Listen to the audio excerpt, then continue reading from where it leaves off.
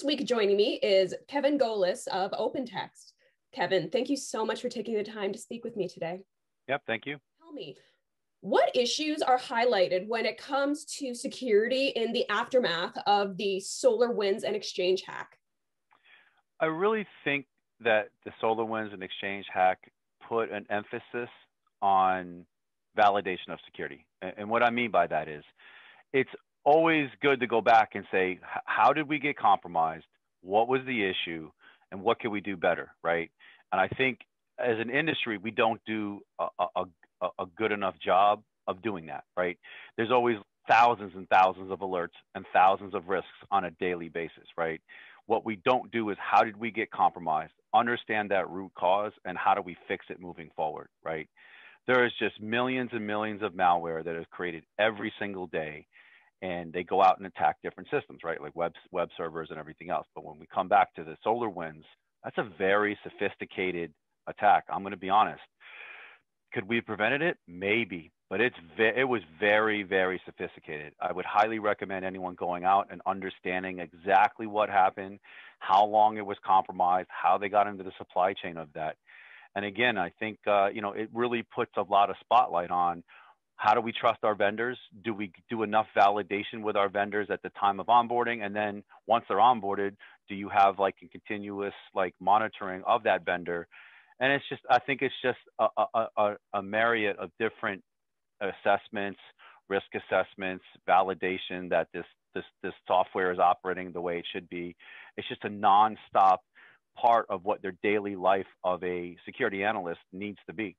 I'm just curious about why we need threat hunting now more than ever, and how companies can implement this into their everyday strategies post SolarWinds hack.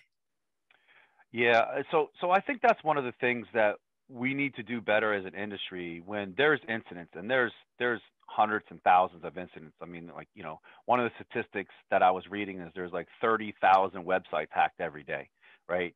There's like every 14 seconds, there's a ransomware attack as well.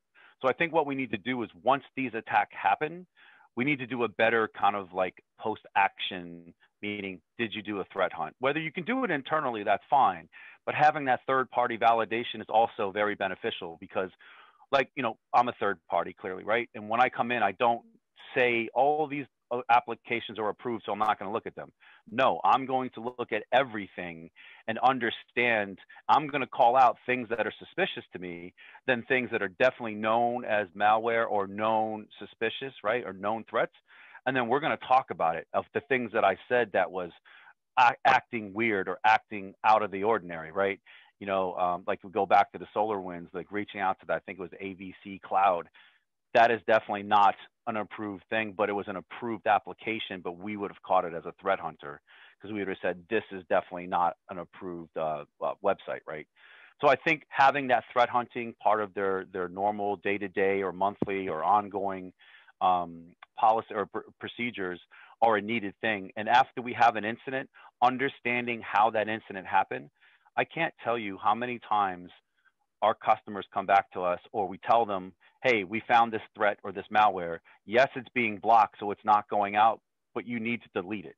It's still happening. Every day it's happening. Am I blocking it? Yes, but you're not preventing it, right? You're not deleting it. You're not remediating it. So I think if we just understood what the root cause was for these incidents and then put mechanisms in place or controls in place to delete it or prevent it from going out in the future, those are things we need to do a better job as the community doing. Kevin, thank you so much for taking the time to speak with me about this today. Moving forward, I hope that companies do take that effort to assess the risks and, implement threat hunting as a part of their security hygiene so that we can avoid another hack like this. I agree completely.